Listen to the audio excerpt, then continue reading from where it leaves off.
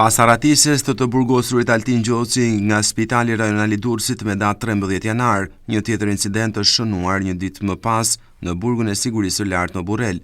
Bëhet fjalë për një audioregjistrimi një prej të dënuarve që vuajnë dënimin e këtë burg në profilin e Instagramit të dënuarit Fatmir Pjetri, si pjesë e bandës së babagjyshve, është publikuar një audioregjistrim në të cilin ai hedh akuza ndaj drejtorisë së përgjithshme të burgjeve. Në audioregjistrim, Pjetri thekson se po diskriminohet për sa i përket librit që ka shkruar. Sipas tij, drejtoria e përgjithshme e burgjeve nuk e ka lejuar të promovojë librin Jetë e guximshme, pasi është thënë se përmban akte dhune pornografike. Drejtoria e përgjithshme e burgjeve e paragjykoi librin tim vetëm nga kopertina, as që e morën mundimin ta lexojnë. Shkrimi është gjëja më e bukur që ka shpikur njerëzimi. Nuk është armë që rrezikon sigurinë publike.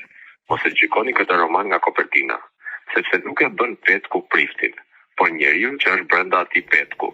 Vetëm pak minuta pas publikimit të audioregjistrimit në rrjetin social Instagram që mban emrin e Fatmir Pjetrit, Drejtoria e Burgut të Sigurisë së Lartë në Burrel ka urdhëruar një kontroll të imtësishëm të qelisë ku qëndron i dënuari Pjetri. Pritet që në orët në vijim të ketë një informacion në lidhje me rezultatet e kontrollit të ushtruar, pasi dyshohet se regjistrimi i audios të jetë bërë brenda qelisë me aparat celular. Mbetet për tu parë nëse audioregjistrimi është bërë me aparat celular brenda ambienteve të burgut apo gjatë telefonatave me familjarët dhe është postuar nga të afërm të tij në rrjetin social.